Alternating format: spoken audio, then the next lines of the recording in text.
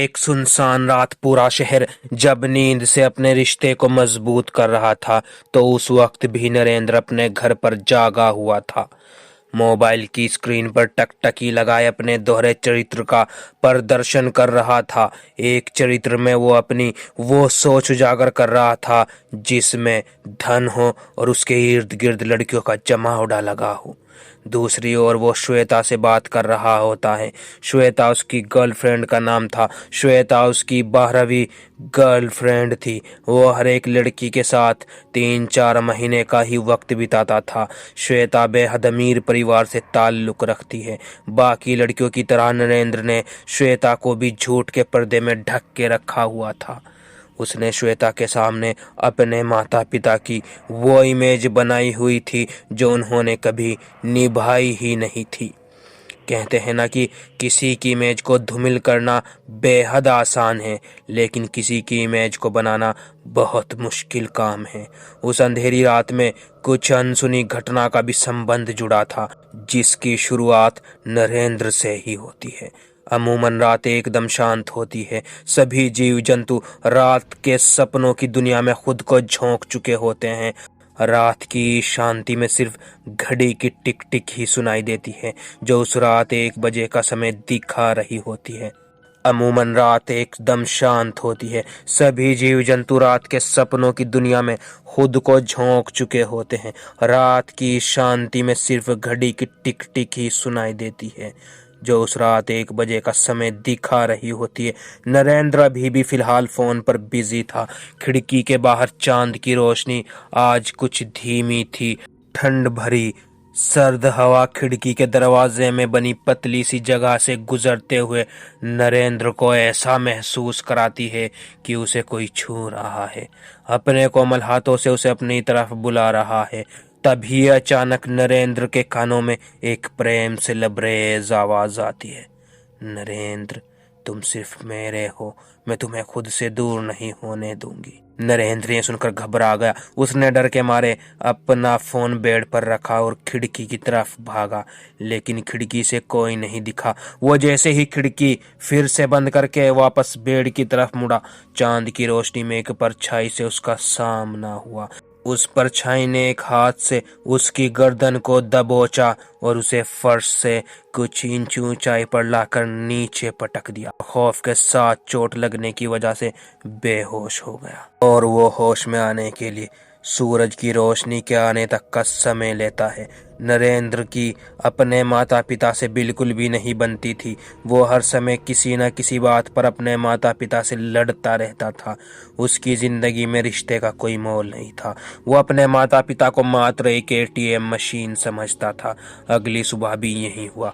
नरेंद्र होश में आने के बाद अपने साथ हुई पिछली रात की घटना को याद करने लगा, जिससे उसके माथे पर पंखा चलने के बावजूद पसीने आ रहे होते हैं। नरेंद्र घबराकर अपने पापा के पास पहुंचता है। वो इतना घबराया हुआ होता है कि उसके मुंह से एक शब्द भी अच्छे से नहीं निकल पा रहा था। वो अपने पिता से बातें बताना चाहता था, लेकिन कुछ कह नहीं पा रहा था। उसके पापा उसको गुस्से में देखते हैं और कहते हैं कि कुछ बोलेगा या हमेशा की तरह कुछ सुनाने आया है। नरेंद्र के चेहरे के भाव अब डर की जगह गुस्से में बदल गए और उसने उल्टा अपने पापा को ही सुना दिया और गुस्से में वो घर से निकलकर अपने कॉलेज में पहुंच गया, जहां उसका इंतजार उसका दोस्त और श्वेता कर रही थी। उन दोनों को उसने अपने साथ हुई घटना के बारे में बताया। उसके दोस्त ने उसे कहा, तेरा वहम होगा भाई, कोई लड़की तेरे को कैसे उठा सकती है, वो भी सिर्फ एक हाथ से। ये बात कहते ही नरेंद्र का दोस्त और श्वेता जोर जोर से ठहाके मारने लगते हैं। यहाँ मेरी लगी हुई है और तुम इतने बेशरम होकर हंस रहे हो, नरेंद्र दबी सहमी आवाज में कहता है। अरे तू इतना क्यों डर रहा है, सब ठीक हो जाएगा भाई, नरेंद्र के दोस्त ने उसे दिलासा देते हुए कहा। लेकिन नरेंद्र ने अपने मन में यह ठान लिया था कि वो अब अपने घर नहीं रुकने वाला। वो सब कुछ छोड़कर कहीं दूर चला जाएगा। नरेंद्र का यह फैसला सुनकर उसका दोस्त उसे रुकने की सलाह देता है और कहता है कि तुझे अपने परिवार को अकेले छोड़ने के बारे में नहीं सोचना चाहिए। लेकिन वो ठान चुका था कि उसे अपने परिवार से कोई मतलब नहीं है। वो यही सोचता था कि उसका परिवार उससे प्यार नहीं करता। इस पर श्वेता कहती है कि अगर तुमने इरादा कर ही लिया है तो आज रात को तुम मेरे साथ मेरे शहर अहमदाबाद चलना और वहां अपनी नई जिंदगी शुरू करना। नरेंद्र को श्वेता की बात पसंद आ जाती है। नरेंद्र श्वेता के कहने पर घर से अपने बैग को सही तरीके से पैक कर कर रेलवे स्टेशन पर पहुंच जाता है। श्वेता उसे प्लेटफॉर्म नंबर 2 पर आने को कहती है। नरेंद्र 11 बजे छुप कर अपने घर से निकल जाता है। उसे बाहर जाने में अजीब तो लगता है, मगर क्या करता, अपनी जिद की वजह से उसे जाना पड़ रहा था। नरेंद्र की ये रात बाकी रातों से अलग होती है।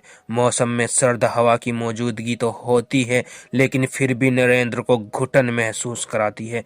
जैसे ही समय का पहिया रात के 1 बजे पर पहुंचता है, प्लेटफॉर्म पर एक ट्रेन की एंट्री होती है। नरेंद्र पूरा घबराहट से भरा होता है। श्वेता अभी तक रेलवे स्टेशन नहीं पहुंची थी। स्टेशन भी पूरे तरीके से किसी शमशान घाट का रूप धारण कर चुका था। नरेंद्र को कुछ समझ नहीं आ रहा था। श्वेता का इंतजार करते हुए उसने इधर उधर हर दिशा में अपनी नजरों को दौड़ाया, लेकिन श्वेता कहीं नहीं दिखाई दी। तभी एक आवाज नरेंद्र के कानों में गूंजती है, नरेंद्र, मेरा इंतजार कर रहे हो? ये वही आवाज थी जिसे नरेंद्र ने अपने रूम में सुना था। यह आवाज भी उसी तरह प्यार भरी थी। फिर वो आवाज एक भयंकर हंसी में बदल जाती है। नरेंद्र अपना होश खो चुका होता है। तभी वो आवाज ट्रेन का दरवाजा खोलकर उसके सामने आती है। ये कोई और नहीं बल्कि श्वेता ही थी। नरेंद्र श्वेता को देखकर लंबी राहत की सांस लेता है। वो जल्दी से उसका हाथ थामकर ट्रेन में चढ़ जाता है, लेकिन ट्रेन के अंदर का नज़ारा देखकर वो डर से कांपने लगता है। ट्रेन में और कोई भी पैसेंजर नहीं था। नरेंद्र श्वेता से इस बारे में पूछता है तो श्वेता उससे कहती है कि ये ट्रेन स्पेशल है जो केवल हफ्ते में एक ही बार चलती है। जिस डिब्बे में हम बैठे हैं वो महंगा है, इसलिए इस डिब्बे में कम ही लोग सफर करते हैं। नरेंद्र श्वेता की बात मान जाता है। ट्रेन में घुसते ही श्वेता उससे कहती है कि उसे बाथरूम जाना है, तो नरेंद्र अपनी सीट पर बैठने के लिए जैसे जैसे आगे बढ़ रहा होता है, उसे कुछ जानी पहचानी कई लोगों की आवाज सुनाई देती है। उसे लगता है कि उसने वो आवाज कहीं पहले भी सुनी है। उसे लगता है कि वो काफी थक गया है, इसलिए खाली ट्रेन में से ऐसी आवाज महसूस हो रही है। वो अपनी सीट पर बैठने के लिए पहुंचता है तो वहां एक लड़की घूंघट ओढ़े जोर से आंसू बहा रही होती है। नरेंद्र उस लड़की से पूछता है कि क्यों रो रही हो, तो जवाब मिलता है कि उस लड़की का किसी ने रेप किया है और उसका आरोपी बाथरूम में गया है। नरेंद्र उस लड़की को चेहरा दिखाने के लिए कहता है ताकि वो मरहम पट्टी लगा सके। जैसे ही लड़की घूंघट ऊपर करती है, उसका चेहरा देख नरेंद्र भौचक्का रह जाता है। वो अपना बैग वहीं रखकर बाथरूम की तरफ भागता है और जोर जोर से श्वेता को पुकारता है। श्वेता तो नहीं होती, लेकिन उसका बाथरूम में इंतजार वहीं लड़की कर रही होती है। नरेंद्र अपना होश बुरी तरह से खो चुका होता है। वो उस लड़की से अपनी जान बचाने के लिए ट्रेन से कूद जाता है और चलती हुई तेज रफ्तार ट्रेन से कूदते ही वो इस दुनिया को छोड़ देता है। आखिर में उसका फोन, जो डर के मारे वो वहीं ट्रेन की सीट पर भूल गया था, उस पर एक मैसेज आया हुआ होता है जिस पर लिखा होता है, सॉरी जान, मैं तुम्हें बताना भूल गई थी, मेरा अपने शहर जाने का प्रोग्राम कैंसिल हो गया था। मैं दोस्तों के साथ डिस्को में चली गई थी। आई होप तुम समझोगे। Love you. दोस्तों, अगर आपको ये कहानी पसंद आई है तो वीडियो को लाइक कीजिए और चैनल को सब्सक्राइब कीजिए और आने वाली ऐसी ही डरावनी खौफनाक कहानियों की नोटिफिकेशन सबसे पहले आपको मिले उसके लिए बेल आइकन को दबा दीजिए।